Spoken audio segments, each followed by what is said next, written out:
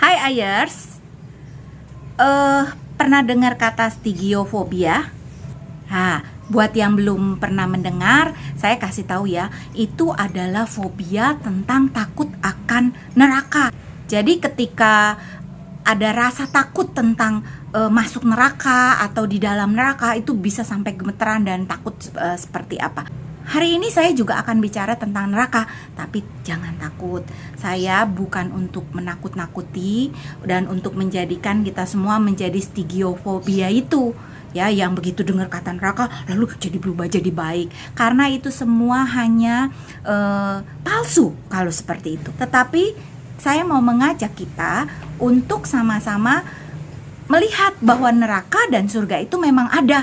Dan tentu saja tidak ada orang yang mau masuk ke dalam neraka, bukan? Surga dan neraka itu adalah sesuatu yang real. Saya membawa kita untuk berpikir, mengapa kita harus memikirkan tentang surga dan neraka, padahal kita masih ada hidup di dalam dunia ini. Itu sebabnya, ya. Saya mau beritahu bahwa memikirkan tentang surga dan neraka itu adalah satu bagian yang penting di dalam hidup. Kita harus memikirkan sorga dan neraka karena ternyata kehidupan kita di dunia itu yang kelihatannya panjang ternyata adalah sangat-sangat singkat. Coba kalau kita lihat umur orang berapa? Kelihatannya 70 tahun, ya kan? Panjang seolah-olah. Lalu ada juga orang yang berusia misalnya seperti ini, 117 tahun. Kelihatannya panjang. Ya, tetapi kalau kita mau coba bandingkan dengan hal-hal yang di dalam dunia ini, umur manusia itu nggak ada apa-apanya. Coba kita lihat, saya punya satu data tentang ini, mumi. Umur mumi ini adalah 250 tahun. Ternyata 250 tahun lalu ada kehidupan, ya. Tentu saja kita nenek moyang kita aja udah umur berapa, baru 2 generasi yang lalu. Kemudian ini ada satu mumi lagi, mumi perempuan Inka. Dia adalah orang yang terbeku gitu di dalam es selama 500 tahun. Ya, matilah tentu saja. Yang selanjutnya kita lihat. Ini adalah mumi yang usianya 1000 tahun. Ini mumi seorang wanita. Usianya adalah 1000 tahun. Jadi kalau kita lihat ternyata bahwa kehidupan sudah ada 1000 tahun yang lalu dan itu adalah real. Kadang-kadang kita tidak mau percaya kalau itu bukan saintifik, kalau itu bukan ilmu pengetahuan. Tetapi pada akhirnya kita harus mengakui bahwa kehidupan itu sudah ada 1000 tahun yang lalu. Lalu kemana sih orang-orang yang sudah meninggal? Apa hilang begitu saja, lenyap begitu saja? Tentu saja tidak. Mereka ada di satu tempat yang lain. Tapi sebelum itu kita lihat, ya, kita akan lihat lagi bahwa kehidupan itu ternyata ada yang lebih dari 1000 tahun dan itu data dan faktanya ada. Apa itu? Saya mendapat satu fakta dari Jepang, ya, yaitu tentang keberadaan dari sebuah pohon yang usianya sudah 5000 tahun dan diberi namanya Jomonsugi. Usianya 5000 tahun. Tingginya 25,3 meter, ya, mungkin sekitar gedung bertingkat 8. Lingkar batangnya 16,4 dan ada di Jepang. Jadi kita lihat bahwa ternyata sudah ada kehidupan 5000 tahun yang lalu. Bumi kita berdasarkan Alkitab itu memang juga berusia lebih 5000 tahun. Dan itu dilihat dari kalender-kalender mulai dari penciptaan sampai dengan selanjutnya, seperti itu. Apa pentingnya kita memperhatikan usia daripada bumi? Itu penting. Karena untuk kita melihat ternyata sudah ribuan tahun lalu ada kehidupan. Kehidupan kita di dunia ini nanti akan berpindah. Kemana kita ketika kita sudah meninggal? Pilihannya tentu saja hanya 2. Bisa ke sorga atau kita bisa ke neraka. Kita harus mengambil keputusan masuk sorga dan neraka itu adalah saat kita masih ada di dunia nyata ini. Kalau baru diambil keputusannya setelah meninggal, itu semua sudah terlambat. Lalu ketika kita sudah dipanggil oleh Tuhan, lalu kita berteriak-teriak, "Iya, aku salah, selama di dunia ini garang aku bertobat, tolonglah pindahin aku ke surga." Semua sudah terlambat. Karena keputusan harus diambil ketika sekali lagi kita hidup di dalam dunia yang kita hidupi sekarang. Kemudian yang harus kita pikirkan adalah seberapa lama sih kita ada di sorga, seberapa lama kita ada di neraka. Kehidupan di dua dunia ini, di sorga maupun neraka, itu adalah kehidupan kekal. Loh, kok di neraka hidup kekal? Betul, tetap hidup kekal tapi di dalam neraka. Jadi kalau masuk surga, kita akan mendapat kehidupan yang bersama dengan Allah, dengan segala yang dijanjikannya, dengan damai sejahtera, dengan sukacita, tidak ada sakit penyakit, tidak ada gertak gigi, dan itu berlangsung selamanya lebih dari 5.000 tahun. Karena pengertian kekal itu tidak ada akhirnya. Nah, bagaimana kalau di neraka? Nggak apa-apa lah, sebentar dibakar juga mati. Jangan salah berpikir, karena ketika kita masuk ke dalam neraka, berarti keberadaan kita itu akan sama kekalnya seperti orang-orang yang ada di dalam surga. Akan dihukum apa? Selama-lamanya. Kok bisa? Ya itulah. Jadi kalau di dalam neraka, ini sekali lagi bukan supaya kita takut menjadi stigiofobia tadi ya, tetapi masalahnya di neraka itu kita dibakar. Ya, kita dibakar, kita disiksa, lalu dikatakan dalam Alkitab ada ulat-ulat, lalu ada api yang membakar kita. Itu tidak membuat kita mati. Kalau mati enak dong, udah gak ada rasa apa-apa. Masalahnya itu akan terjadi terus-terus, tapi anehnya kita gak mati. Jadi kita akan rasakan itu bukan cuma 70 tahun, kita mungkin susah di dunia 70 tahun, 80 tahun, 100 tahun. Tetapi ini ribuan tahun kita akan disiksa. Itu sebabnya mengapa kita harus memikirkan kembali. Kenapa kita harus memikirkan ulang kehidupan kita di dunia? Karena itu berkaitan dengan kehidupan yang jauh lebih panjang sesudah kehidupan kita di dunia. Jadi jangan pernah anggap sepele, udah mati nanti semua selesai. Siapa bilang? Itu tidak akan terjadi. Saudara-saudara akan mengalami kehidupan kekal, entah itu di surga atau itu di neraka. Pilihannya hanya dua. Nggak ada mengawang-awang udah ada di antara surga dan neraka. Nggak ada. Pilihannya hanya itu. Bagaimana caranya agar saya mendapatkan kehidupan kekal? Ada satu jalan, yaitu melalui Tuhan Yesus. Tetapi kemudian mungkin kita akan bertanya, kenapa melalui Tuhan Yesus kita bisa mendapatkan jaminan untuk bisa masuk ke dalam kerajaan sorga, bukan ke dalam neraka? Tuhan Yesus yang adalah Allah di sorga, dia turun ke dalam dunia menjelma menjadi manusia. Kenapa mesti menjelma menjadi manusia? Karena manusia harus diganti dengan manusia. Seandainya anak kita ketabrak, lalu kakinya patah, lalu yang menabrak bilang, maaf, nanti saya ganti sama kaki sapi. Tenang, kaki sapinya 10 deh, 10. Kira-kira gimana?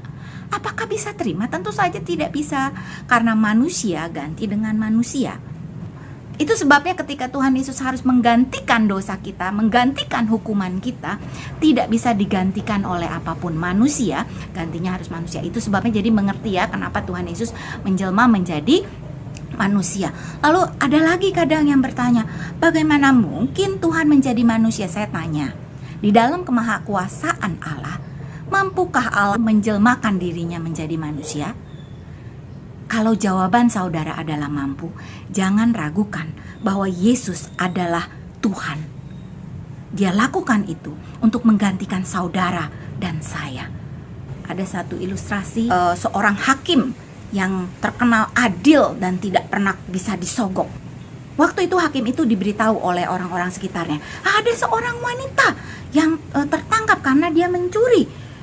Nah, kemudian hakim itu keluar dan melihat, dan dia terkejut bahwa ternyata wanita itu adalah ibunya, untuk menjalankan keadilan, yaitu menghukum ibunya.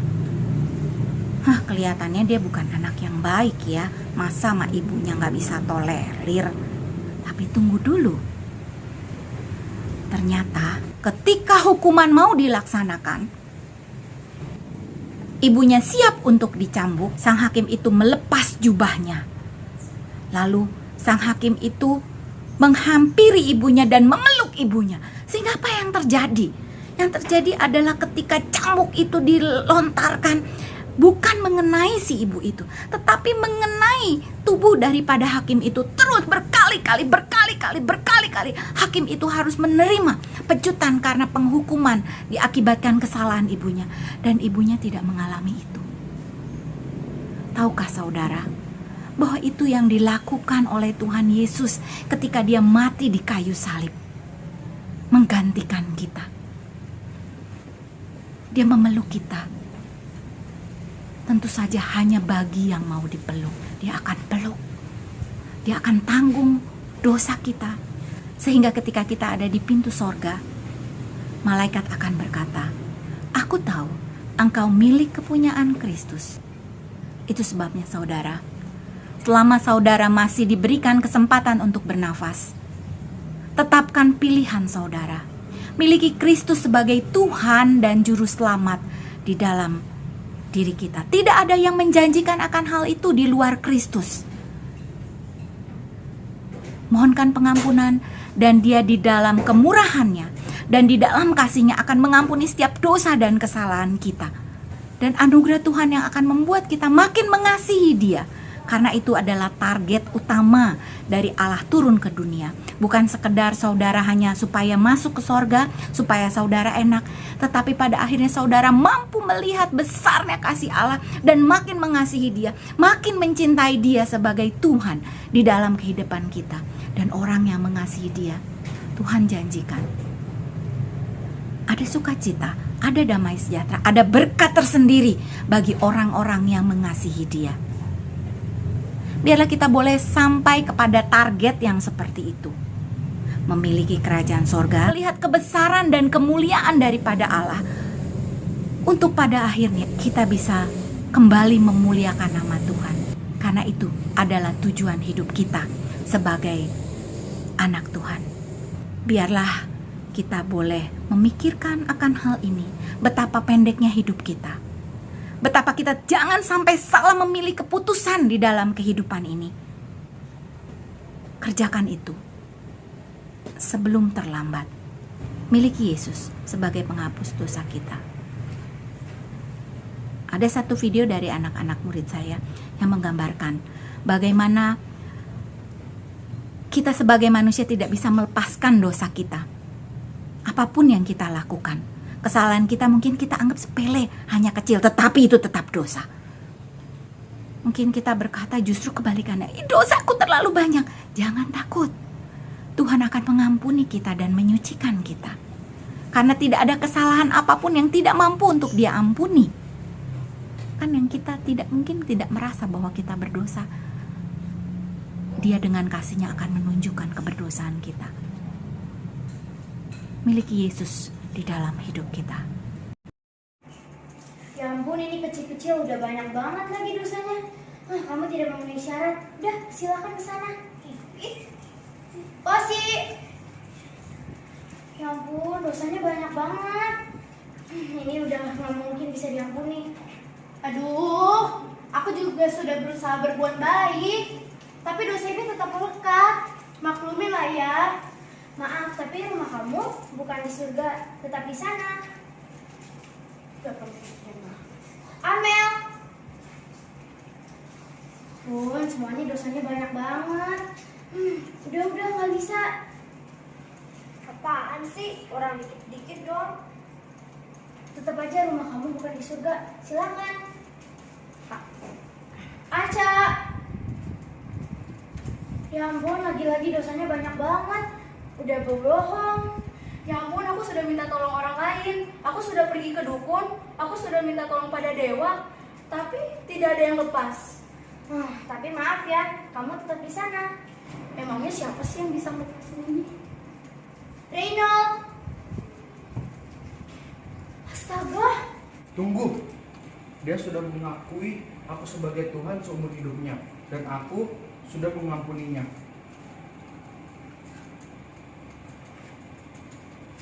Dosanya sudah kutanggung di kayu salib.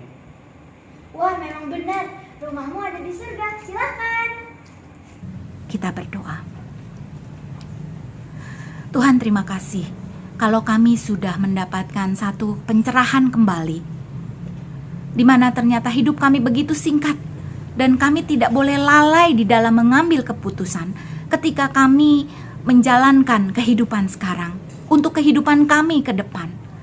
Tolong Tuhan Yesus, mampukan setiap yang mendengar untuk memikirkan akan hal ini dan mengambil keputusan yang tepat, sehingga hidup kami tidak sia-sia. Kami bisa memiliki Engkau sebagai Tuhan dan Juru Selamat kami. Anugerah itu kepada setiap yang mendengar dari video ini Tuhan, yang menyaksikan akan video ini. Hanya di dalam nama Tuhan Yesus kami berdoa.